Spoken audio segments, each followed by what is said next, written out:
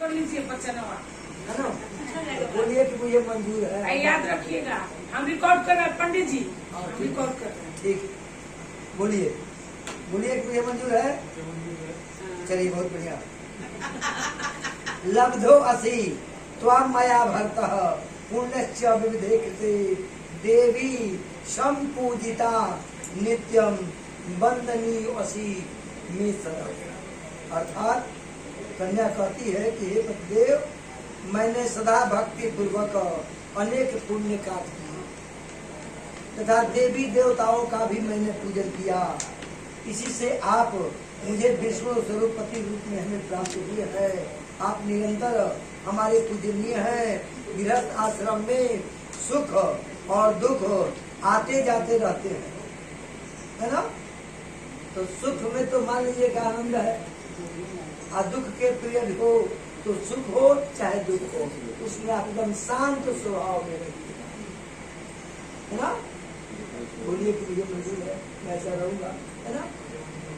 चलिए दूसरा है, कहती है कि स्वामी आपसे मैंने अभी तक जो आप कुछ कार्य करते थे, जैसे तालाब खुलवाना, बगीचा लगवाना, यज्ञ करना, है ना, यात्रा पर जाना, तो अकेले मत जाइएगा, हमको साथ लेकर के जाइएगा। अगर यज्ञ हो तो उसमें देवताओं का अगर हवन होता है तो हव्य में कव्य में इन्हें साथ रखिएगा, तब मैं आपके बामा रहा हूँ। बोलिए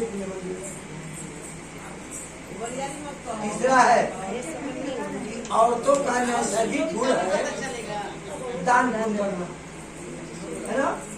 अगर हमारे दरवाजे पर कोई ब्राह्मण देवता, कोई भिक्षुक अगर आ जाए या व्रत करना हो हमको, और व्रत में उद्यापन करना हो, उसमें अगर हम आपके रुपया पैसा में से दान करें तो आप मैंने रंज मत होइएगा।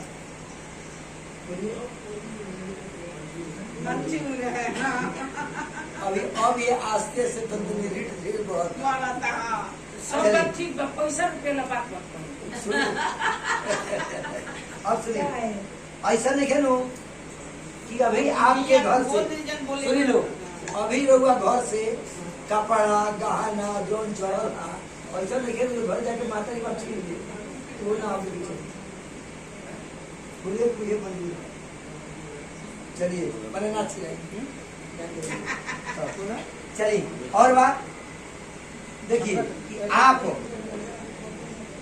देश में रहे या प्रदेश रहे या विदेश कहीं रहे, है ना?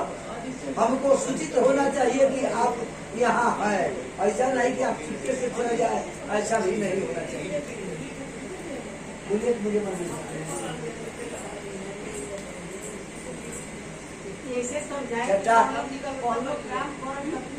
अगर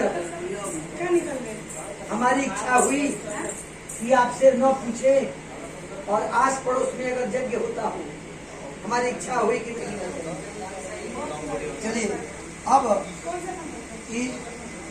अंतिम वचन है कि आप जो कुछ भी कमाइएगा, है ना, आप जो कुछ भी कमाइएगा इसी को लाकर दीजिएगा, ठीक है?